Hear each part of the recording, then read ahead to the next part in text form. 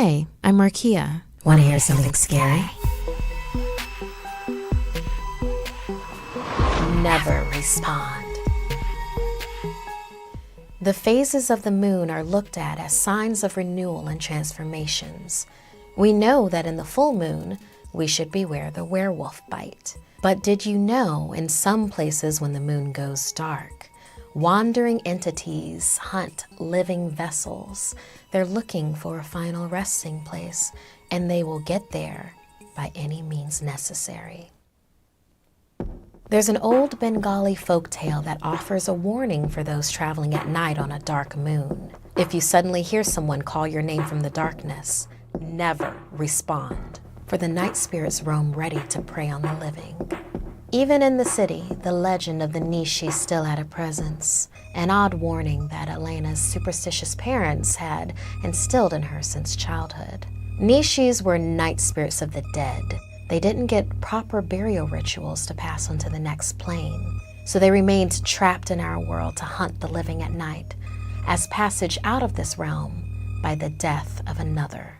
Embodied as a night shadow, they'd mimic the voices of loved ones to lure the unsuspecting during the dark moon, but they'd only take one victim.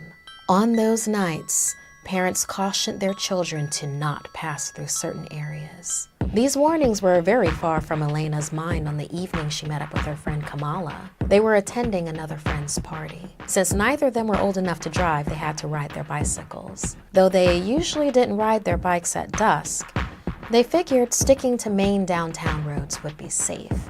But Kamala showed up late. She suggested they take a shortcut through Dhaka Airport Road. Elena's bike tires screeched. No way. She protested, looking up at the moonless sky. What about the disappearances? Sighing, Kamala said, there's always someone saying, beware the Nishi on Dhaka Airport Road. Haven't you seen the videos that say it's a hoax? It's just our parents trying to scare us, like their parents scared them from biking at night.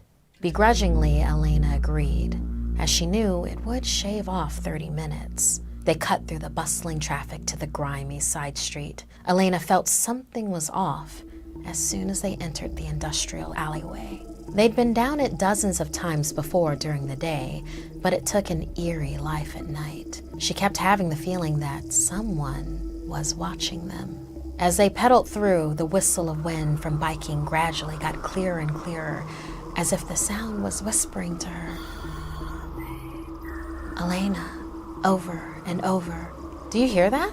Kamala asked, biking beside her. I do, and we gotta get out of here, Elena responded as the murmur started to sound like her mother's voice. Quickly, she began to accelerate, clamping her teeth together as she rode and forcing herself not to answer. She began to recall her parents' warnings about the Nishi. Never respond. Under any circumstances, never respond. Suddenly, Kamala shouted for her mother. No, Kamala, it's not her! Elena shouted, squinting to try and catch a glimpse of her friend who was right beside her. She immediately knew the Nishi was on their tail. Kamala quickly turned her head back, slowing down with a gasp, and jumped off her bike out of Elena's view. The sound of Kamala's empty bicycle crashing against metal grates in the alley. Fear shot through Elena. The Nishi had grabbed her friend. From the corner of her eye, she thought she saw a darkness leach onto Kamala, dragging her behind the trash container. Horrified, she lost control of her bike and spun out, thrown to the ground, hitting her head. Elena, are you okay? Kamala's muffled voice drifted in through the ringing in her ears. I'm so sorry. I thought it would be funny to prank you. Groaning, Elena touched her head. There was blood. Slowly opening her eyes to see her mother's hand reaching out to help her up.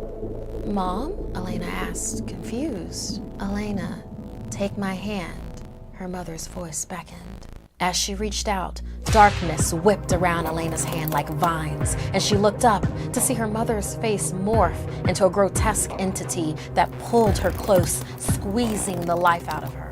Elena struggled, losing consciousness. From the corner of her eye, she saw Kamala peeking out from behind the trash container, covering her mouth, a look of horror in her eyes. Elena struggled to speak her final words, reminding her friend, never respond.